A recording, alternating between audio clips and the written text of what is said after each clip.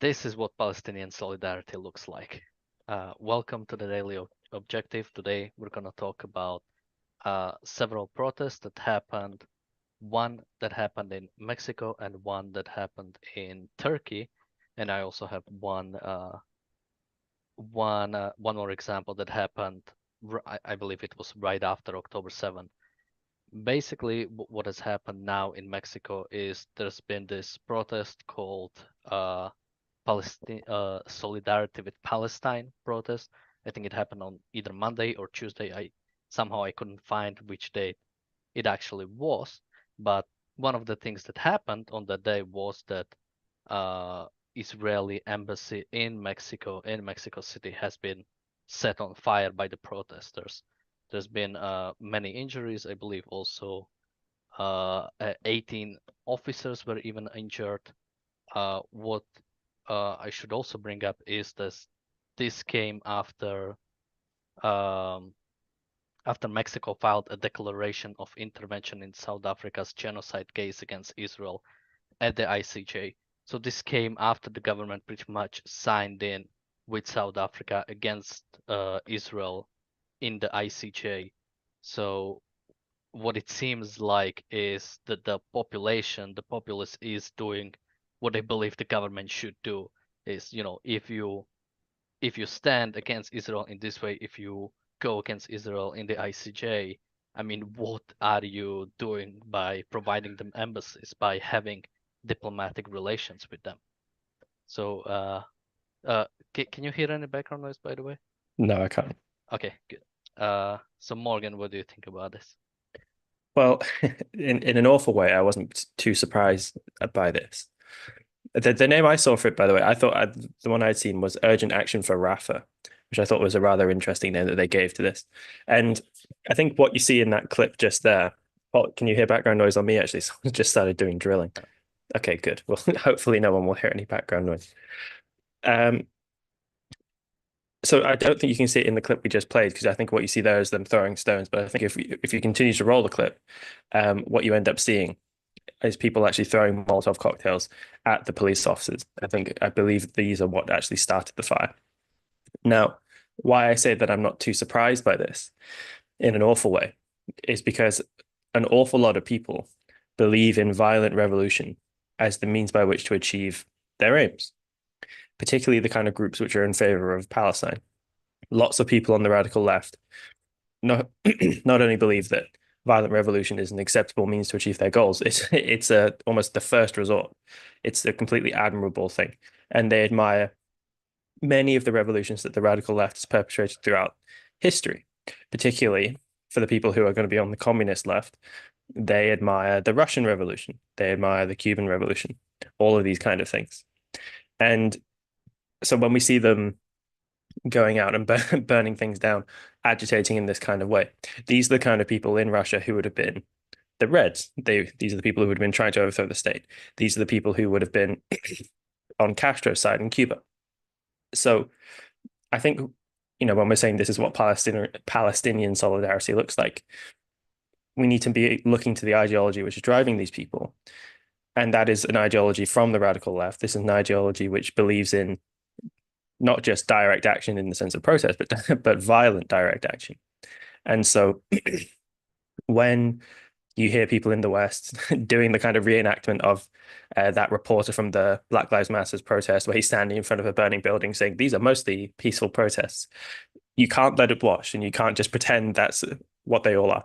Not all of the protests in favor of Palestine have been violent in the sense that they've broken into stone throwing and throwing of Molotov cocktails, although there's a broader question of force being used by the nature of mass protest. But that's part of the radical core of these movements, I think. And so it's a feature, it's not a bug, is what I would say.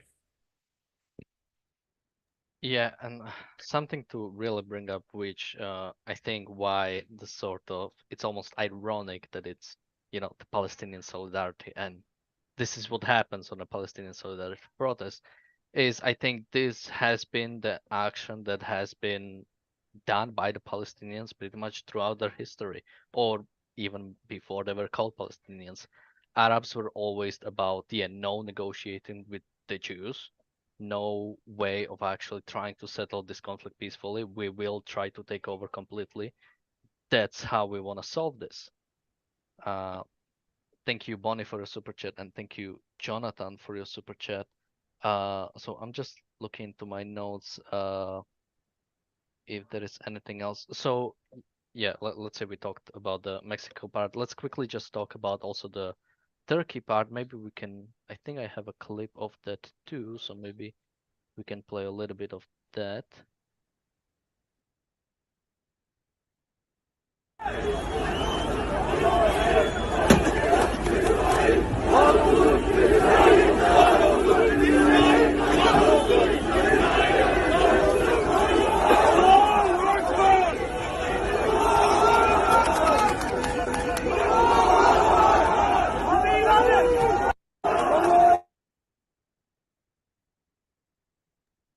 So yeah, as you've seen, again, fire.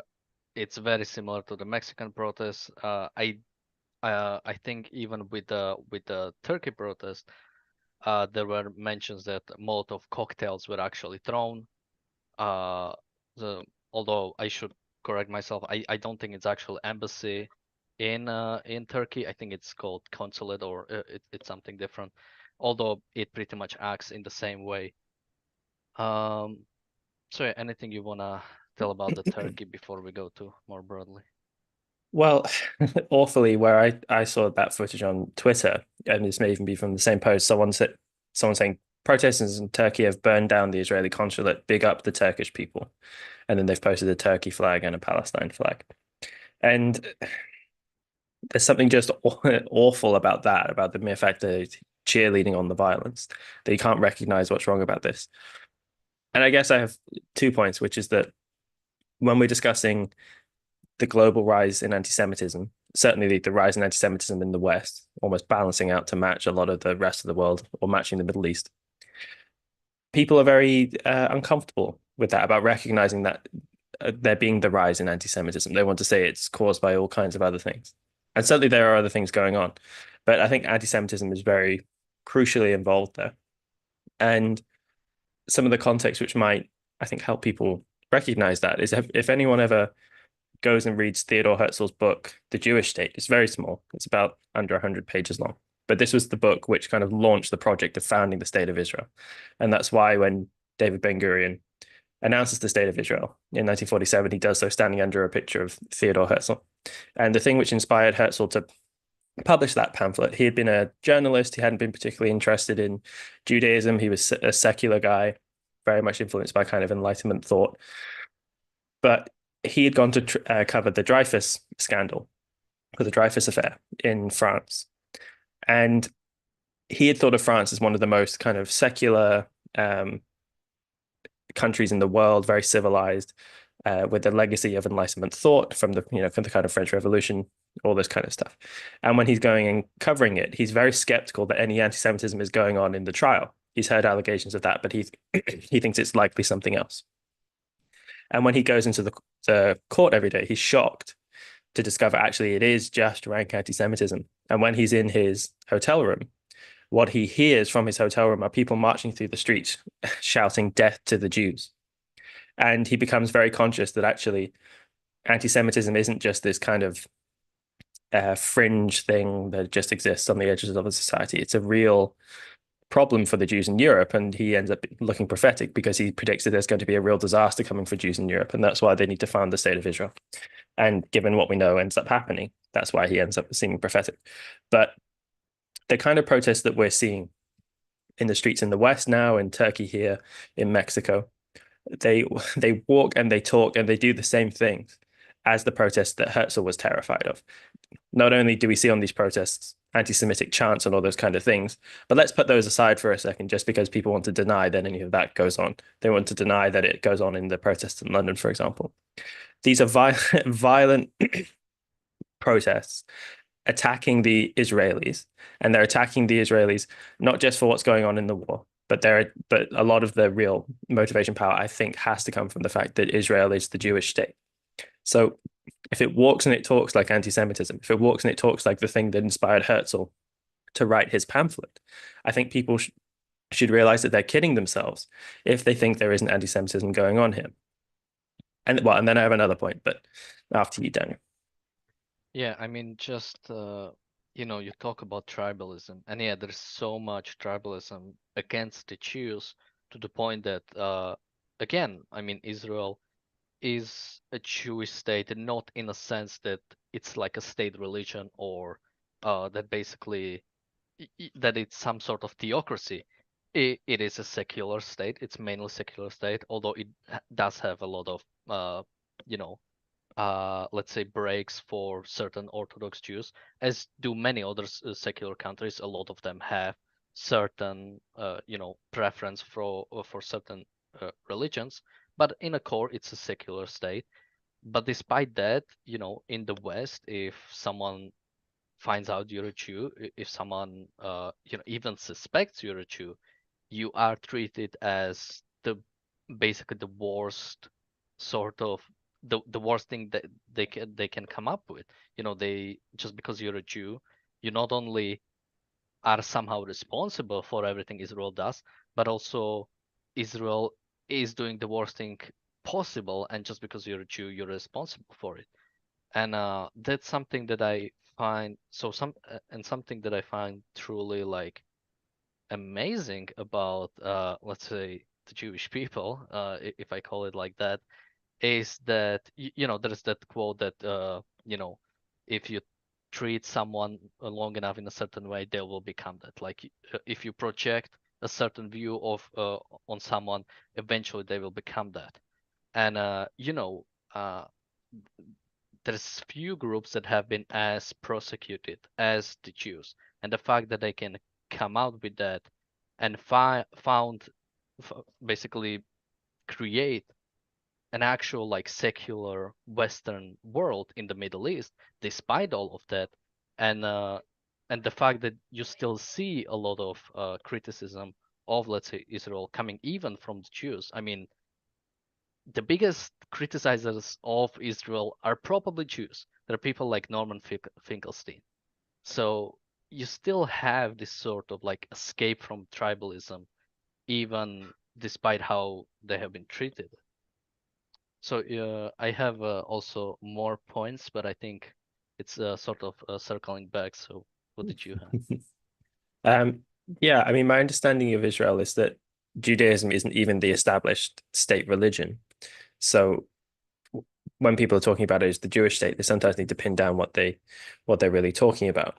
So although Israel does have various breaks, as you put it, or legal advantages to certain Jewish groups, it isn't even the same as here in the UK, where we do have an established religion. So people sometimes who want to characterize Israel as a theocracy are really reaching to do that, because no one would think to call the UK a theocracy, I for example. mean, the king is actually the head of church, so purely like theoretically, yeah, UK would be considered as a theocracy because head of state is also the head of church. Yeah, Uh, but on on paper, certainly, and definitely the coronation has a lot of weird moments where he's anointed in holy oil and is transcended into a supernatural, being in that moment, all this kind of strange things. But so Israel doesn't even have something like that. So those people are reaching to make that point. But I guess what I would point to as well in the connection to the radical left and why we end up seeing these kind of movements coming out is, although we think of the cause for, you know, Palestine today as being very Islamic, and of course Islam has always, historically been very influential on this population. The early Palestinian movement or cause for the liberation of Palestine, literally the Palestinian Liberation Organization, is a very heavily Marxist-Leninist movement, which is, sponsored by the Soviet Union. So really, although in Israel's early history, it has a lot more sympathy on the left. And I think that's partly because Israel, the Jews are this small oppressed group and they worship the weak and the puny. It's also because there's a fair deal of socialism in Israel's early history. But once Israel kind of moves away from that a bit, and then once the Palestinian Liberation Organization is set up in the 60s and it's a Marxist-Leninist group, I think what you end up seeing is that sympathy shifting over time. And it's because the people on the radical left who have sympathy for Marxist-Leninism and for the means by which it'll advocate its goals, which is violent revolution, they realize, oh, these are actually the people who properly deserve our solidarity, the kind of solidarity we've just seen. And I think that's why they end up lending it to them. And, Islamic fundamentalism, if you want to put it that way, the kind of the cause of Islamism, which has troubled the world for the last few decades. Although I think in various ways you could characterize that as a kind of having aspects of the right, the kind of ultranationalism, the theocratic tendencies, all this kind of stuff. It seems to borrow somewhat from those kind of from those radical left origins. Certainly, if we're talking about the broader Arab world, Baathism certainly is taking its inspiration from uh, the radical left as well, although it's a kind of fascism. And of course, fascism isn't exactly divorced from the left. So I guess I just want to tell people in the West to just pull your head out of the sand when we're talking about these groups.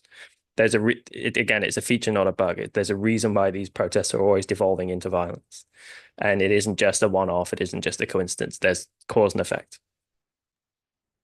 Yeah, something I'm wondering if we have ever made an episode about this, but you just uh uh something that's interesting is the correlation or the sort of the association of Arabs and communism.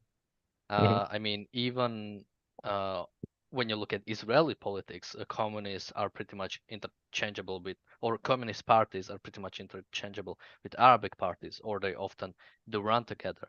And even when you look at other countries in the Middle East, oftentimes when you have this sort of like Arab party, some sort of communism, socialism is very much seen uh, as a yeah, basically uh, I don't know what to even call it. Yeah, very similar. So it needs more research, I guess I would say. But I think we could make an episode about it at some point. But circling back to the topic about the embassies, so I think this pretty much made me again, or not even realize, but remember that yeah, you can never really um, you can never really play this sort of game by their rules.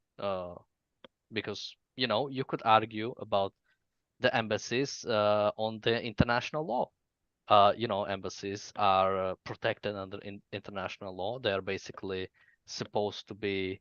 I mean, in some cases, they are even considered like a part of the other country, so they are this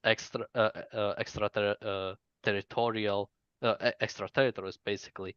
They do preside within a nation, but they are actually part of another nation. So I tried looking up if it's something similar here, but no, it's pretty much acts as a normal embassy.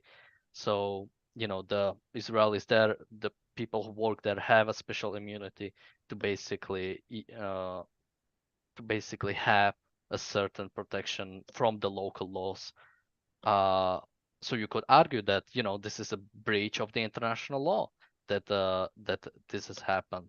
But something to realize is it's never about the international law.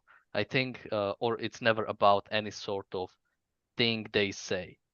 Uh, some something that's the most obvious is when there was the Norman Finkelstein Destiny, Muan Rabani and Benny Morris. Benny Morris, thank you. Debate on Lex Friedman. Uh, Destiny asked, like, what about the Houthis who are attacking these merchant ships? Is this the breaking of international law? And Norman Finkelstein was basically, no, that's okay. That's upholding the international law. So yeah, it's never about the actual thing they say. It's always about what is the quickest way to basically get to Israel, to attack Israel, to make sure we can destroy Israel. If it's international law through this way, we'll go that. If it's ICJ, we go that. If it's ICC, we go that. And here, if it's attacking Israel embassies, we'll do that. Mm. Yes, international law has been a thing that's been spoken about in Britain a lot recently, not only just in relation to Israel, but with the upcoming election, there's a lot of discussion about Keir Starmer and his affinity for international law, as he was, a lawyer in his past life. And there was a kind of slightly overblown article in the Daily Telegraph by Alistair Heath, who's one of their editors, saying that a Keir Starmer government is the destruction of Britain, and here's why. And he was saying it's because of Starmer's affinity for international law. Now, I think that's putting it a bit too strong, because Britain has been heavily involved in various kinds of supranational law, international law, whatever. International law is a bit of, is a troubled concept, but let's just go with it. So it's not like previous British prime ministers have not signed Britain up to all these various treaties and conventions and all this kind of stuff. But so his critique of international law is in effect that it's violating British sovereignty. Now, I don't know if that exactly pans out, but I think the problem with international law isn't exactly that it's international, is that its provisions are so bad.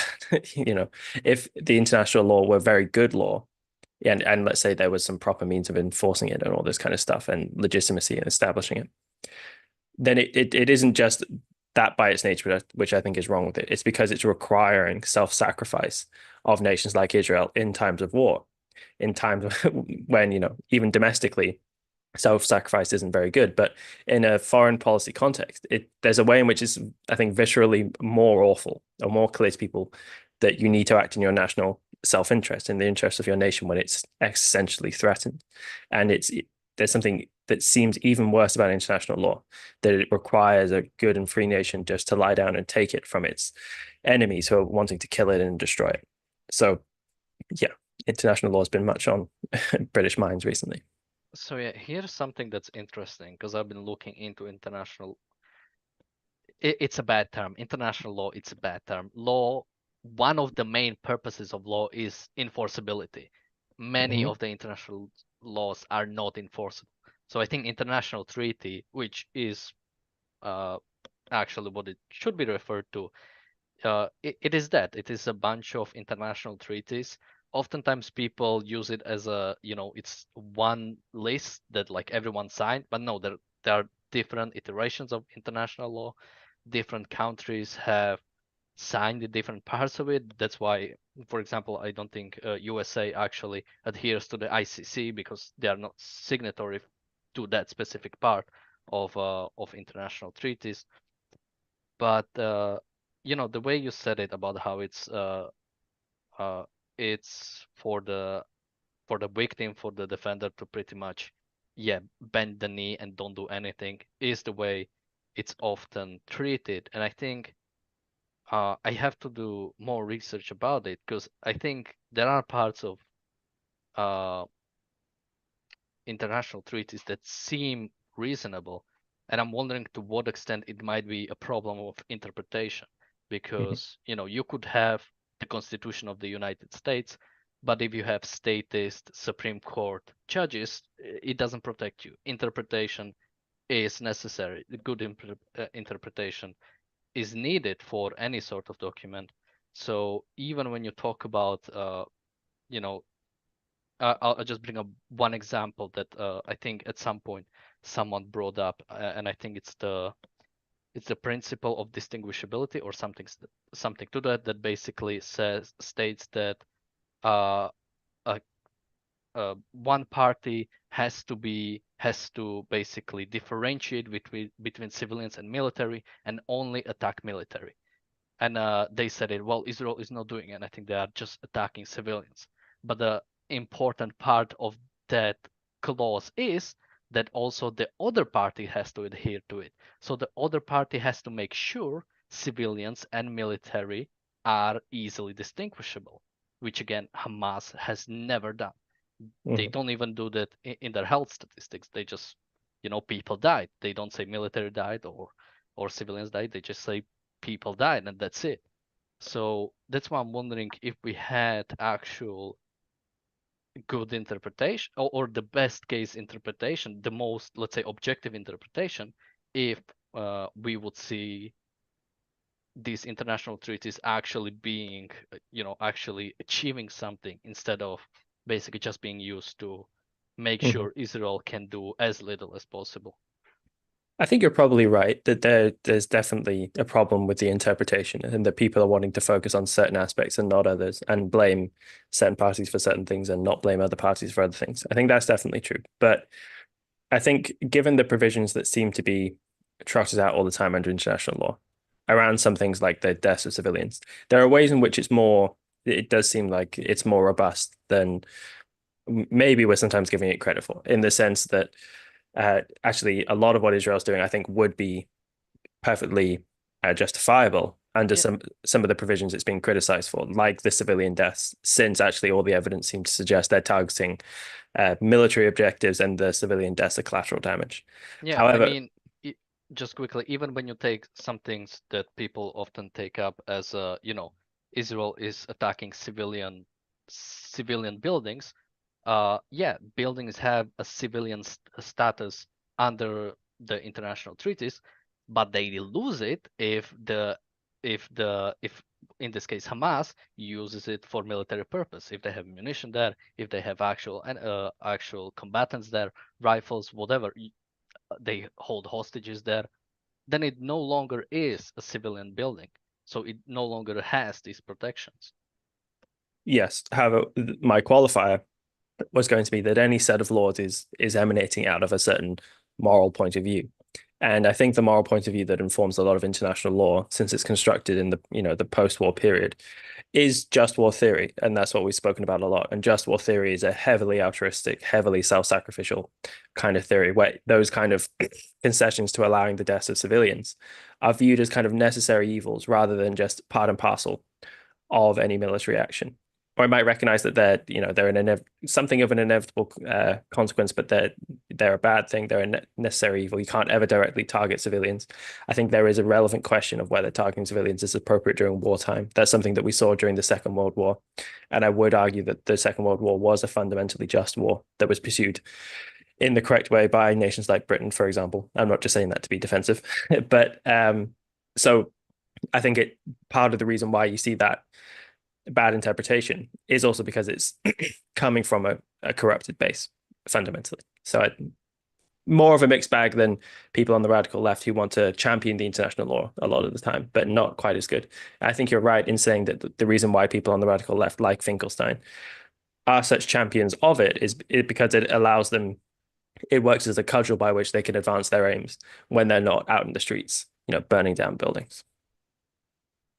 Yeah, I think that is the problem of these international treaties, that they view civilians as this sort of completely innocent bystanders instead of these are the people who either at least have elected the government or are upholding it or are not standing up to it even now. So I think that would probably be my biggest problem with this sort of international treaties, that they view conflict in a vacuum as, there is this dictatorship that rose to power with not a consent of a single person in that territory. Indeed. Well, thank you, Daniel. For everyone who's a channel member or an ARC UK member, we have the Reality Show Extra just starting in a few minutes. I hope you'll join us there. We're talking about the post office scandal in Britain. Now, that's a more interesting subject than it sounds on the face of it, because this is one of the biggest miscarriages of justice in British history. So I hope you'll join us there, even if the post office scandal sounds like a strange name. And that'll be really interesting. And we have Marco and Richard joining us along with James, who's going to provide some insight into the legal issues around that. So I hope we'll see you all there. Bye bye. Bye.